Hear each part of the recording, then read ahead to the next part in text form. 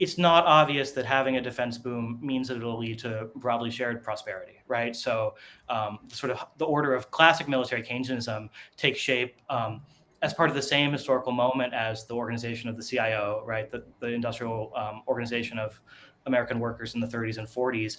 It takes place at a time when 30 to 40% of workers are in unions. And today, 7% of private sector workers in the US are in labor unions.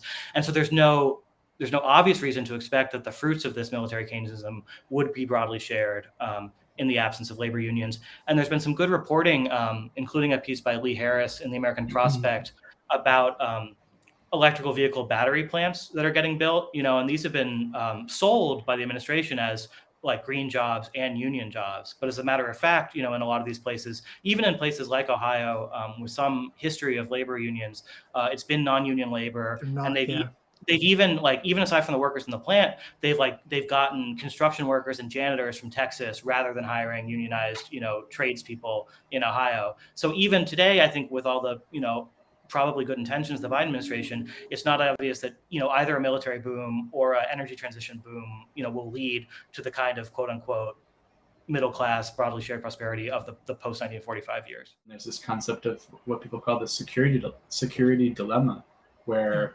investing in your own defense spending, even if it's for these alternative purposes, right? If it's to goose the economy, as you guys have been saying, although I didn't think I'd ever use that phrase again after you told me what the origins of it. But using the military to build a middle class is really dangerous because it signals to all other countries, they don't know what the U.S. is thinking for sure. They just see an increase in military spending. And in like a looming, growing conflict with China, where China sees an increase in U.S. military spending and responds by increasing military spending and freaks out the United States, who sees China increasing military spending, we get another arms race like we had in the Cold War.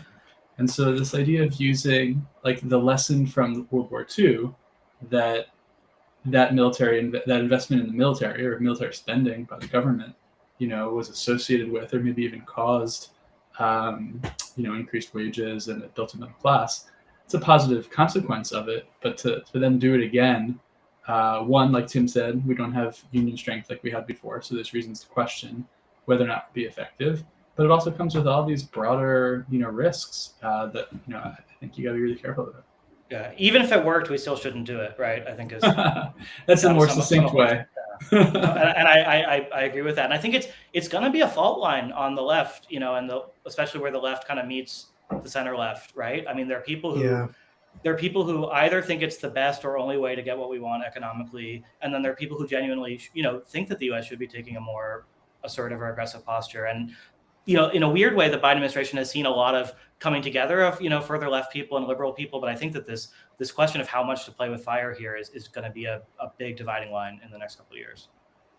Yeah, I'm reminded. I do research on like progressive foreign policy thought and stuff like that, and I'm reminded occasionally that like Teddy Roosevelt was a progressive, and he was a fucking racist imperialist also. Like there's a form of progressivism that if it doesn't embrace anti-militarism, it's almost overdetermined that it embraces militarism. I mean, like without a commitment to anti-militarism, progressive values can go in like a very dark direction,